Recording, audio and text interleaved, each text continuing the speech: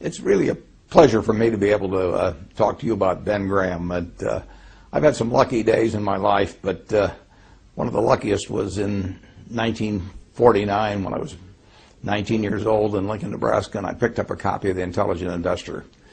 It not only changed my investment philosophy, it really changed my whole life. I'd be a different person in a different place if I hadn't have first seen that book.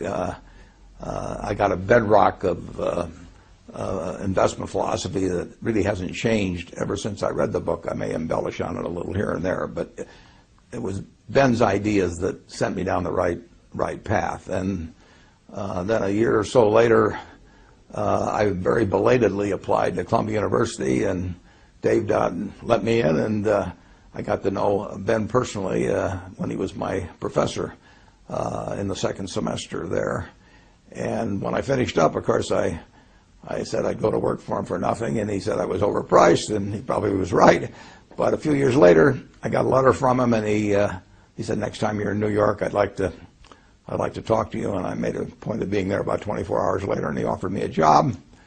And I didn't ask the salary, but fortunately, at the end of the first month, I found out he'd not taken me, or maybe he'd forgotten about the fact that I'd do it for nothing. And I got inspired working for him, just being around him every day.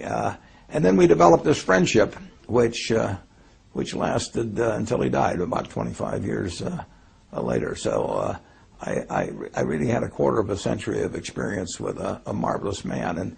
And you all know about his mind and his ideas and the influence they've had on the profession of security analysis, the influence they probably had on you and your own portfolios, and certainly me. But the human side was just as impressive. He was a generous man. When my first son was born, shortly after I went back to take the job in December of 1954, my son was born, and I gave him the middle name of Graham. I named him after my dad, Howard, and then after Ben Graham with the middle name of Graham.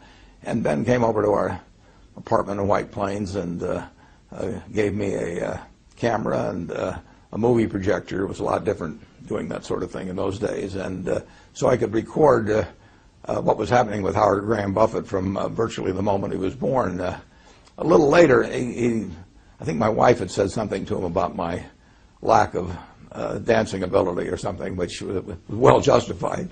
And Ben gave me a certificate for some free lessons at the Arthur Murray Dance Studio in White Plains. That may have been the worst investment he ever made. He did not get his money's worth when he did that. He moved out to California in 1956, and my family visited him time after time, and he was always encouraging. The one thing about it is that you never could balance the books with Ben. He would do things for me or for other members of the family, and you never could think of anything to do for him. So it's a real pleasure for me in a small way to be able to attempt to balance the books by just telling you and the rest of the world what a wonderful human being he was. And that's what really counts. I mean, he couldn't help but be smart. I mean, he was born wired in a way where he was going to be able to accomplish things intellectually that very, very few people could do.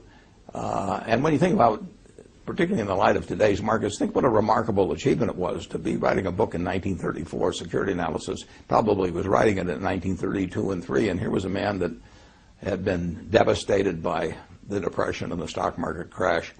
Many of you manage money. He was managing money for people, and they were disappointed with what had happened.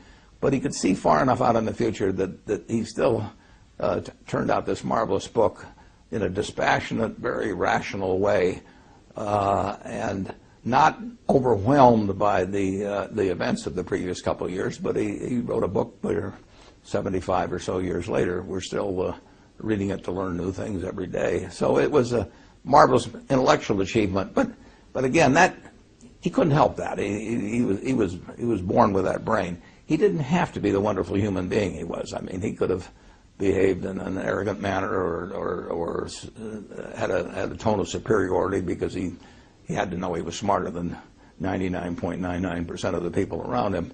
But he wasn't that kind of a person at all. He treated all of us students came up to Columbia on a Thursday for 20 or 25 years just to help out a bunch of students that he might never see again, that weren't going to do anything for him.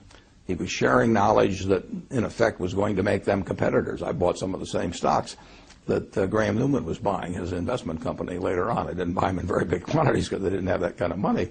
But he was creating competitors. It didn't bother him. He used current examples.